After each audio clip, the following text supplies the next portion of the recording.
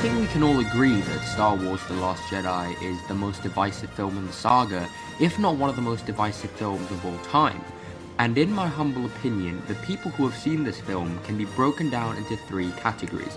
Number one, those who hated the film and are oblivious to any of its redeemable qualities. Number two, those who loved the film but are not oblivious to its flaws.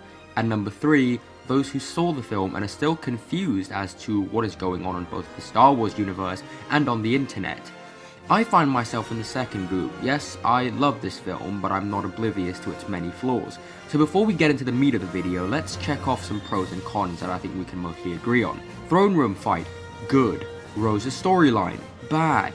The much better idea that's been floating around on YouTube that Rose should have been a First Order spy that would not only give her character more depth and complexity, but would also give Holdo's reluctance to share the plan with anyone more plausibility. Good. A lot of build-up and not enough payoff. Bad. A lot of build-up and enough payoff.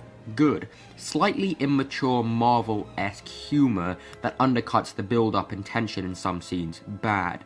Genuinely dark and complex moments that show our characters in a whole new light. Good. Everything about the Canto Bight sequence except for Justin Theroux and Joseph Gordon-Levitt as one of these aliens. Bad. Justin Theroux and Joseph Gordon-Levitt as one of these aliens. Good. But I think the biggest and best thing about this film is that it understands what a good Star Wars film should do, and that's to have a respect for the past while looking to the future. Best example of this is the original Star Wars, so let's take a look at that for a second. The original Star Wars is seen by many not only as a sci-fi adventure, but also a western, and it's this combination and the equal representation of these two genres that put the series in a league of its own.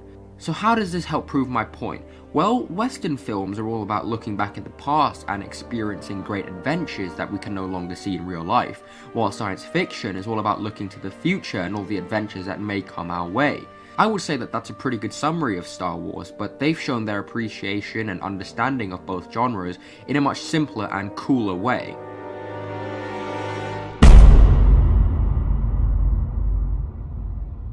Exactly. The Last Jedi, just like the original, shows a love for both the past and the future, and that's exactly what I'll be looking at in this video. So how does the film show a respect for its past? Well, you have this moment right here, this scene as well, and of course this one, and surprisingly enough, the very divisive throne room scene. Most people may not have noticed this, but the throne room scene is one of the biggest tributes Rian Johnson paid to the original trilogy in my opinion, so let us break it down. The three main players in this scene are Rey, Snoke and Kylo Ren, who I will be referring to as the hero, the evil master and the conflicted bad guy. In this scene, the hero has been brought to the evil master by the conflicted bad guy. The evil master tries to convince the hero to join the dark side. The hero refuses, so the evil master begins to torture the hero, all while the conflicted bad guy, who has formed a relationship with the hero, watches. After a while, the conflicted bad guy decides he's had enough, and it's time for him to do the right thing, so he kills the evil master. There's also a lightsaber fight in this scene. Now, where have we seen this before? Ah, yes, of course. This was the final confrontation in Return of the Jedi from the original trilogy. Once you look at it that way, it's a pretty obvious homage to the original trilogy, isn't it? Now, I'm going to take it one step further. So Snoke, this guy's caused quite a lot of debate amongst fans. The first film we see Snoke in, he's talking to his conflicted apprentice through a hologram where he looks bigger than he actually is. When we see Snoke in the next film, we see him in person. He's an old, wrinkly guy in a robe with lightning powers. He also dies. This also seems quite familiar. Why, of course, it's my boy Sheev. We first see him as a big hologram, then in person as an old wrinkly guy in a robe with lightning powers. He also dies. So why did people completely lose their shit when Snoke died, but saw Palpatine's death as a great moment? We knew just as much about the Emperor as we did about Snoke. Well, the quick answer is that modern day mainstream moviegoers don't like films that subvert their expectations, that prove their fan theories wrong. They don't like ambiguity and unanswered questions. That's why films that challenge the audience are either box office bombs or get sent to Netflix, but that's an argument for another day. I think I've made it quite clear that The Last Jedi has a very high level of respect for its past. So for those people who say Last Jedi doesn't feel like Star Wars anymore, I hope these last few minutes have shown you otherwise. Now let's see how it looks to the future and takes the saga in new and daring directions. This part's much easier. You of course have this scene right here. This one's a pretty good example, and this one's really good as well. Great example of visual storytelling, by the way. And of course this one. They all have something to do with Force abilities, many of which we haven't seen before.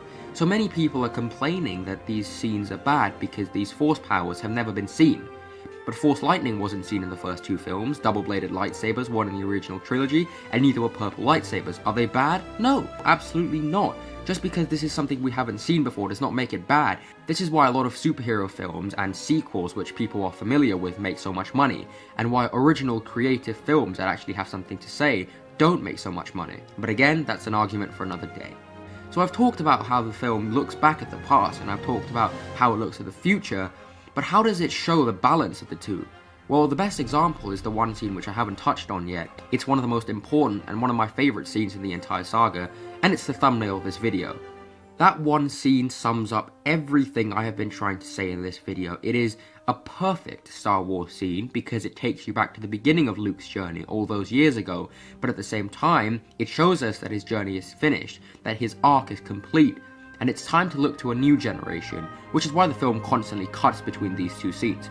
Through the brilliant writing, directing, acting, cinematography, score, and editing, the film is showing us the bittersweet ending of one story and preparing us for a whole new one, respecting the past and embracing the future.